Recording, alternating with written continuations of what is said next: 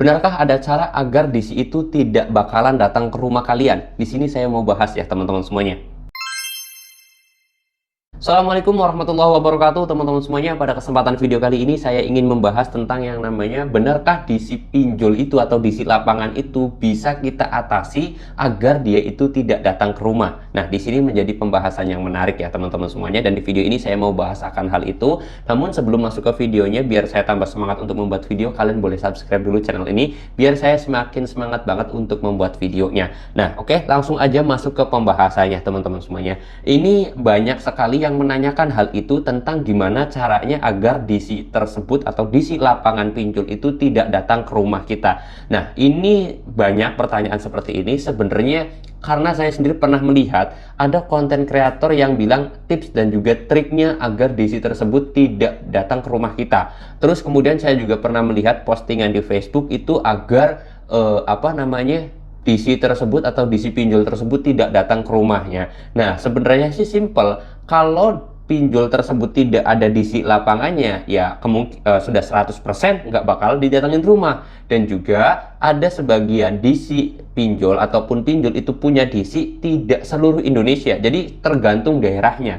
Kalau misalkan di Jakarta ada, tapi ternyata di Cirebon itu tidak ada DC-nya. Itu sangat banyak sekali teman-teman. Jadi perlu digarisbawahi, semua pinjol itu tidak merata teman-teman semuanya.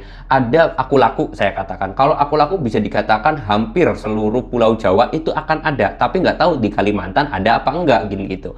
Ada juga Kredivo. Kredivo itu dipunya DC lapangan di Jakarta, tapi kalau di daerah Indramayu itu tidak ada. Misalkan kayak gitu. Nah, jadi saya sendiri itu tidak bisa menilai cara yang benar dan juga cara yang salah ketika menangani DC tersebut, karena sekali lagi pinjol itu tidak punya DC secara merata. Di kota A ada tapi di kota B tidak ada, walaupun sama nih, misalkan kita minjem sama-sama di Kredivo, kalian tinggalnya di daerah Jakarta, saya tinggalnya di Indramayu. Kalau di Jakarta Kredivo punya DC lapangan, sedangkan kalau di Indramayu tidak punya DC lapangan. Nah, itu kan menjadi hal yang sulit juga untuk dibahas. Kenapa? Ya karena Kredivo belum punya DC lapangan di Indramayu ini. Nah, terus kemudian benarkah cara tersebut? Sebenarnya cara tersebut adalah cara yang tidak benar, dan saya punya usut, ternyata orang tersebut adalah joki pinjol teman-teman. Mereka itu membuat postingan, saya sudah berhasil dengan cara ini, yaitu agar DC tidak datang ke rumah. Padahal ujung-ujungnya nanti kalian itu di DM, nanti kalian itu ngechat dia akan ngasih tahu, pura-puranya dia akan minta data pribadi, pura-pura menghapus data kalian disuruh untuk membayarnya entah 100.000, 200.000 atau 300.000 atau bahkan berjuta-juta, tetapi ujung-ujungnya kalian itu sendiri kena juga teman-teman ya, kena yang namanya tipuan. Udah bayar ratusan ribu, hutang kalian bukannya lunas, tapi hutang kalian itu malah semakin banyak karena data pribadi kalian itu digunakan untuk melakukan pinjol lagi. Terus kemudian kalian akhirnya yang menerima hutang tersebut. Nah, akhirnya ya tetap aja kalian kalau pinjol tersebut punya DC lapangan, ya tetap aja karena itu bakal didatangin DC-nya, bakal disamperin DC-nya gitu loh. Seperti itu ya. Jadi jangan mudah terpercaya dengan berita-berita yang ada di Facebook ataupun di media sosial teman-teman. Karena jujur apa adanya aja, saya juga miris banget ya. Kenapa sih orang-orang seperti itu kok lagi kasarnya itu orang yang terjerat pinjol itu sedang dalam masalah. Kenapa orang yang sedang dalam masalah ini mereka kok sampai tega menipu gitu loh. Itu yang sangat saya kasihan banget. Banyak sekali kasusnya yang terjadi. Saya tidak minjem di aplikasi ini bang, tapi saya kok tiba-tiba ada tagihan.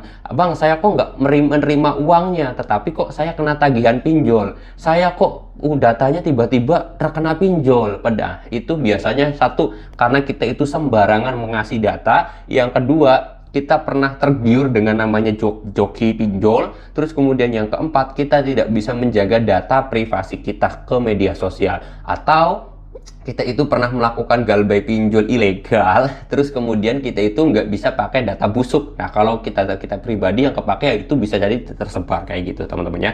Oke, ya itu sih sebagai antisipasi aja buat teman-teman semuanya. Jangan mudah percaya terhadap postingan-postingan di media sosial. Mereka itu kebanyakan bukan untuk menolong kalian, tetapi banyak sekali mereka itu malah justru mau menipu kalian atau bahkan menjerumuskan kalian seperti itu. Oke, mudah-mudahan video ini bisa bermanfaat dan teman-teman teman-teman semuanya bisa lebih waspada akan hal-hal itu. Dan saya mau tutup dulu video ini dengan kata Assalamualaikum warahmatullahi wabarakatuh. Kalau kalian suka dengan video ini silahkan di like ya.